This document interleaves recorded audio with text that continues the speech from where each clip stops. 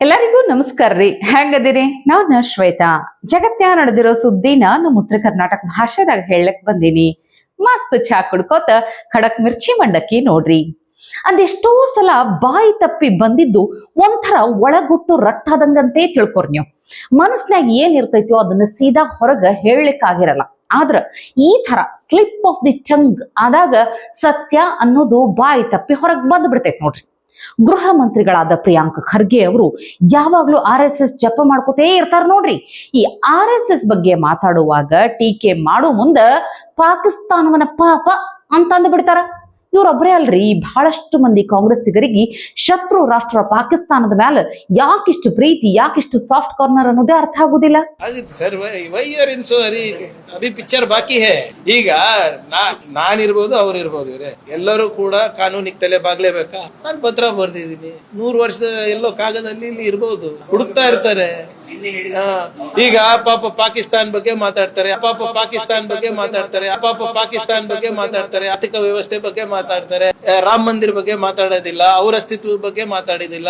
Simple question ಕೇಳ್ತಾ ಇದ್ದೀನಿ sir. 52 ವರ್ಷ ಯಾಕ್ರಿ ನೀವು ಬಾವುಟ ಆರಿಸಿಲ್ಲ, ಸಂವಿಧಾನ ಯಾಕೆ ಬೇಡ ಅಂದಿಲ್ಲ, ಯಾಕೆ ಒಂದೇ ಸಮಾಜದವ್ರು ಮಾತ್ರ ನಿಮ್ ಸರ್ಸಂಚಾಲಕ ಆಗ್ತಾರೆ, ಯಾಕೆ ನಿಮ್ ಮಹಿಳೆಯರಂದ್ರೆ ನಿಮ್ಗೆ ಇಷ್ಟ, ಅವರ ಸಂಘಟನೆಯಲ್ಲಿ ಪಾಲ್ಗೊಳ್ಳಕ? ನೋಡ್ರಪ್ಪ, ಅಲ್ಲೆಲ್ಲೋ ದೂರದ ಇಂಡೋನೇಷ್ಯಾ ಮುಸ್ಲಿಂ ರಾಷ್ಟ್ರದ ಅಧ್ಯಕ್ಷರು ನಂದು ಭಾರತೀಯ DNA ಅಂತ ಹೇಳಿ ಹೆಮ್ಮೆಯಿಂದ ಹೇಳ್ಕೊತಾರ.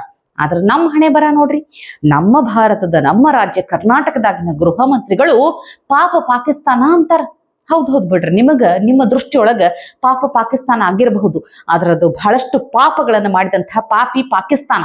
ಬಿಡ್ರಿ, ಈಗ ಇಲ್ಲಿ ಇನ್ನೊಂದು ಜೋಕ್ ಮಾಡ್ತಾರ, ಕೇಳಬೇಕು ನೀವು ಇದನ್ನ. ಗ್ಯಾರಂಟಿ ಯೋಜನೆಗಳನ್ನ ಸರಿಯಾಗಿ ಸಮರ್ಪಕವಾಗಿ ಪೂರೈಸಿದ್ದಕ್ಕ ಪ್ರತಿಯೊಂದು ಕುಟುಂಬಕ್ಕೆ ಆರ್ಥಿಕ ಸ್ಥಿರತೆ ಬಂದದಂತ. ವಾರೇವಾ, ಆರ್ಥಿಕ ಸ್ಥಿರತೆ ಅನ್ನೋದು ಬಹಳ ದೊಡ್ಡ ಮಾತಾಯ್ತು. ಗೃಹಲಕ್ಷ್ಮಿ ಯೋಜನೆ ಬಗ್ಗೆ ಯಾರಿಗೇ ಕೇಳಿದ್ರು ತಿಂಗಳ ಸರಿಯಾಗಿ ರೊಕ್ಕನೇ ಬಂದಿಲ್ಲ, ಬಾಕಿ ಉಳಿದ್ರು ಹಂಗ ಬಾಕಿನೇ ಉಳಿತೈತಿ, ಒಟ್ಟಿಗೆ 2 ತಿಂಗಳದ 3 ತಿಂಗಳದಂತೂ ಎಂದೂ ಹಾಕಿಲ್ಲ, ಸುಮ್ನೆ ಯಾವಾಗಾರ ನೆನಪಾದಾಗೊಮ್ಮೆ ರೊಕ್ಕ ಬರ್ತೈತಿ ಅಷ್ಟ, ಯಾರಿಗ್ ಕೇಳೋಣ ಹೋಗ್ಲಿ ಬಿಡ್ರಿ ಅಂತ ಬಿಡ್ತೀವಿ ಅಂತಾರ. ಅಲ್ಲ, ಖರೆ ಹೇಳ್ರಿ, 2,000 ರೂಪಾಯಿ ಕರೆಕ್ಟ್ ಆಗಿ ತಿಂಗಳ ಹಾಕಿದ್ರು ಆರ್ಥಿಕ ಸ್ಥಿರತೆ ಎಲ್ಲಿ ಬರ್ಬೇಕು? 2,000 ರೂಪಾಯಿ ಎಲ್ಲಿ ಹತ್ಬೇಕು? ನೀವ ಹೇಳ್ಬಿಡ್ರಿ. ಗೃಹಲಕ್ಷ್ಮಿ ಯೋಜನೆ ಇರ್ಬೋದು, ನಿಮ್ಮ ಗೃಹ ಜ್ಯೋತಿ ಯೋಜನೆ ಇರ್ಬೋದು, ಪಂಚ ಗ್ಯಾರಂಟಿಗಳಿಂದ ಒಂದು ಕುಟುಂಬಕ್ಕೆ ಆರ್ಥಿಕ ಸ್ಥಿರತೆ ಸಿಗ್ತಾ ಇದೆ, ಒಂದು ಸ್ವಾಭಿಮಾನದ ಬದುಕು ಸಿಗ್ತಾ ಇದೆ ಅಂದ್ಬಿಟ್ಟು ನಾವು ಹೇಳಿದಾಗ ಇದೇ ವಿರೋಧ ಪಕ್ಷದ ನಾಯಕರು ಬೊಬ್ಬೆ ಹೊಡ್ಕೊಂಡ್ರು ಅಸೆಂಬ್ಲಿನಲ್ಲಿ. ಯಾವುದೋ ಆಕ್ಸ್ಫರ್ಡ್ ಪೇಪರ್ ನಿಮ್ಮವರೇ ಬರ್ದಿದ್ದಾರೆ, ಅವ್ರು ಬರ್ದಿದ್ದಾರೆ, ಇವ್ರು ಬರ್ದಿದ್ದಾರೆ ಅಂದ್ಬಿಟ್ಟು. ಫೆಬ್ರವರಿ ತಿಂಗಳಿಗೆ ಬಂದಿದ್ರಿ ಮೇಡಮ್, ಈಗ ಇನ್ನೂ ಬಂದಿಲ್ಲ, 3 ತಿಂಗಳು ಬಂದಿಲ್ಲ. ಇನ್ನು ಈಗ ತಿಂಗಳ ಹಾಕೇ ಇಲ್ಲ, ಕಂಟಿನ್ಯೂ ಹಾಕೇ ಇಲ್ಲ, ಬರ್ತಾ ಇಲ್ಲ. ನಮಿಗೂ ಅದೇ ತಿಂಗಳಿದ್ದ ಬರಲ್ಲ ಮೇಡಮ್, ಬಂದಿಲ್ಲ. ಫೆಬ್ರವರಿ ತಿಂಗಳಿದ್ದ ಬಂದಿಲ್ಲ ಮೇಡಮ್.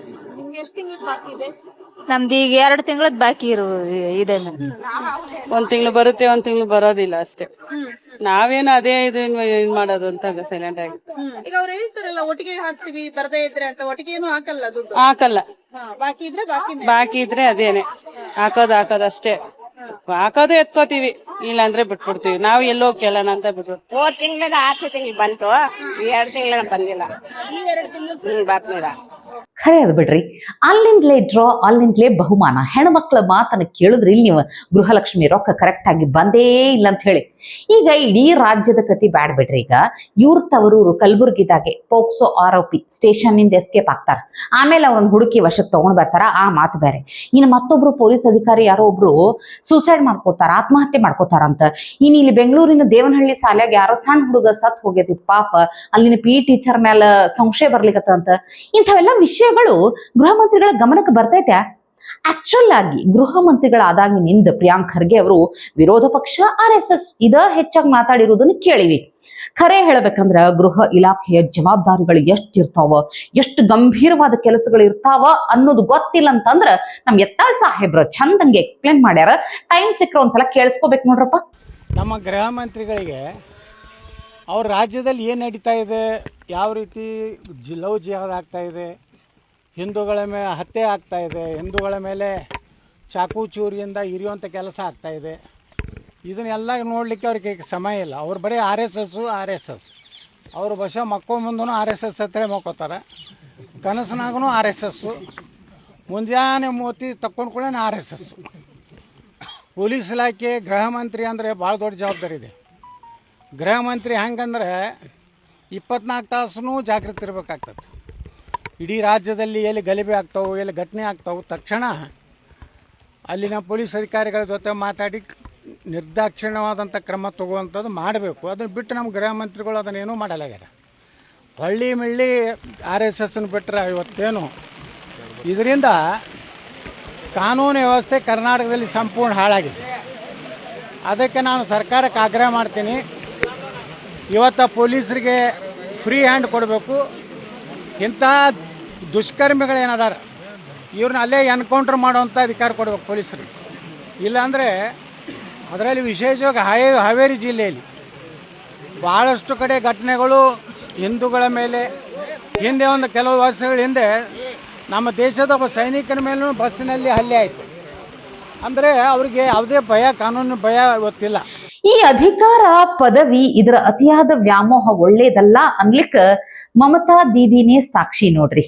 ಚುನಾವಣೆದಾಗ ಸೋತಿದ್ದು ಮಮತಾ ಬ್ಯಾನರ್ಜಿ ಸಿಕ್ಕಾಪಟ್ಟೆ ವಿಚಿತ್ರವಾಗಿ ಆಡ್ಲಿಕತ್ತಾರೆ. ಈ ಕಾಲಿಘಾಟ್ ಅವ್ಯವಸ್ಥೆ ಬಗ್ಗೆ ಏನೋ ಸಾರ್ವಜನಿಕವಾಗಿ ಕಾರ್ಯಕ್ರಮದಾಗಿದ್ರು ತಮ್ಮದೇ ಪಕ್ಷ TMC ಕಾರ್ಯಕರ್ತನಿಗೆ ಕಪಾಳಿಗೆ ಹೊಡಿಲಿಕ್ಕೆ ಹೋಗ್ಬಿಟ್ಟಾರ.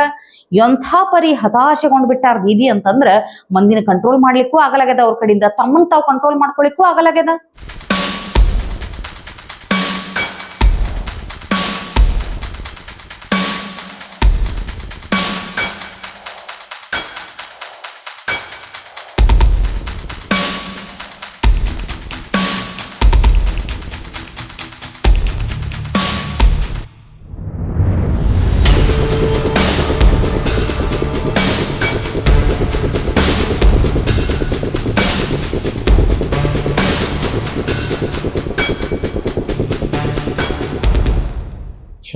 ಛೇ ನೋಡ್ರಪ್ಪ, ಪ್ರತಿಭಟನಾ ಮೆರವಣಿಗೆದಾಗ ಹಿಂಗ ಮಮತಾ ಬ್ಯಾನರ್ಜಿ ಅವರು ತಮ್ಮದೇ ಪಕ್ಷಕ್ಕೆ ಸೇರಿದ ಎಷ್ಟೋ ಮಂದಿನ ಹೊಡಿಲಿಕ್ಕೆ ಹೋಗ್ಲಿಕ್ಕತ್ತಾರ, ಎಲ್ಲರ ಮೇಲೆ ಕೈ ಎತ್ತಲಿಕ್ಕೆ ಹೋಗ್ಲಿಕ್ಕತ್ತಾರ. ಏನಿದು ವಿಚಿತ್ರ ಅಂತೀನಿ.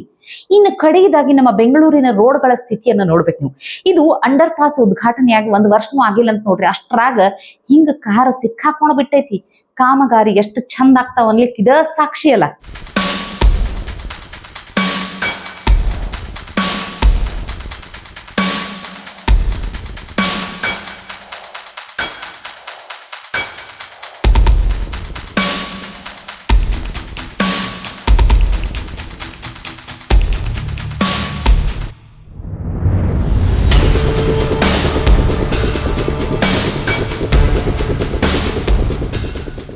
ಹಿಂಗಾದ್ರ ಬೆಂಗಳೂರಿನ ರೋಡ್ಗಳದ್ರಾಗ ಬರೀ ಗುಂಡಿಗಳೇ ತುಂಬುತ್ತಾವ್ ನೋಡ್ರಪ್ಪ.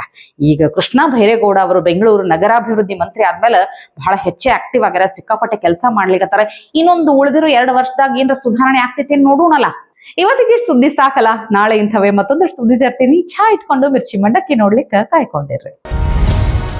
ಟಿವಿ ವಿಕ್ರಮ, ದೇಶ ನಿಮ್ಮ ಕೈಯಲ್ಲಿ. ಈ ಕಾರ್ಯಕ್ರಮ ನಿಮಗೆ ಇಷ್ಟ ಆಗಿದ್ದಲ್ಲಿ ಲೈಕ್, ಶೇರ್ ಹಾಗೂ ಕಮೆಂಟ್ ಮಾಡಿ. ಟಿವಿ ವಿಕ್ರಮದ ಕಾರ್ಯಕ್ರಮಗಳನ್ನು ನಿರಂತರವಾಗಿ ವೀಕ್ಷಿಸಲು ಸಬ್ಸ್ಕ್ರೈಬ್ ಮಾಡಿ, ಬೆಲ್ ಐಕನ್ ಒತ್ತಿ.